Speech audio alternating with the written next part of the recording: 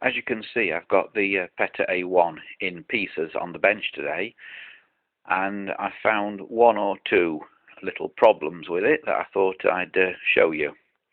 The first thing that made me think there was something wrong was the valves.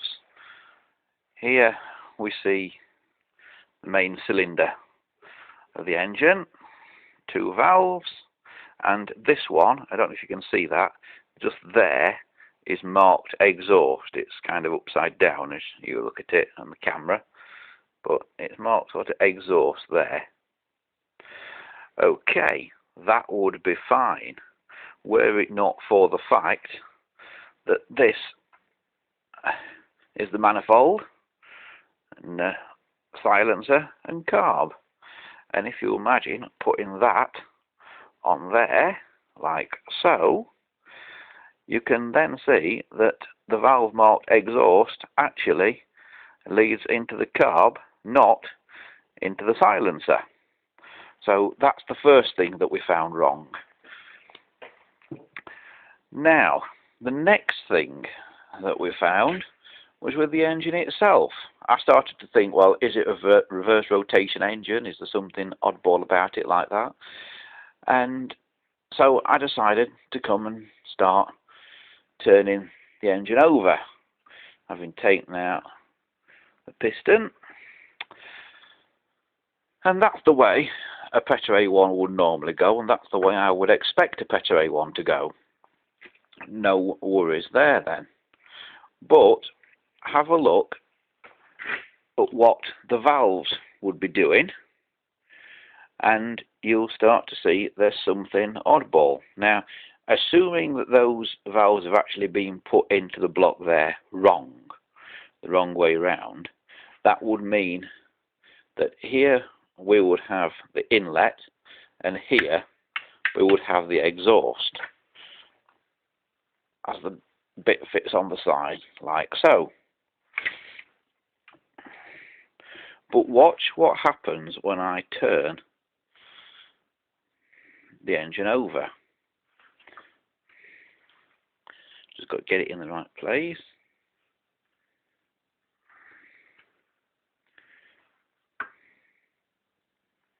See, everything appears to be 180 degrees out, because there the piston will be at its top dead center, and you can see that as it's there, the exhaust valve is actually a little bit open, and it opens more as the piston goes down, and the inlet valve begins to open, as you can see here, actually when the piston will be coming up. So things seem to be 180 degrees out. That is also borne out when you look at the gears here. Now, I don't know if you'll be able to see this or not, but on a Petter A1 there are marks that you should be able to line up and time the engine with. Now, they're normally little indents that have been put in with a centre punch. There's one here, and I've marked it with a bit of blue marker pen, just so you can see it. One there, and further round, two together, just there. Now, when the engine's at top dead centre, these two marks here should engage with a mark on here. Somewhere on one of these teeth should also be a mark. And I've used a bit of blue marker again, and there's a little mark there, and that's the only mark I can find, so I'm assuming that's it. Now, there is no way that these marks will come together. The two blue marks are now there on the wheel, but nothing on here. So I thought to myself, I wonder if things are 180 degrees out.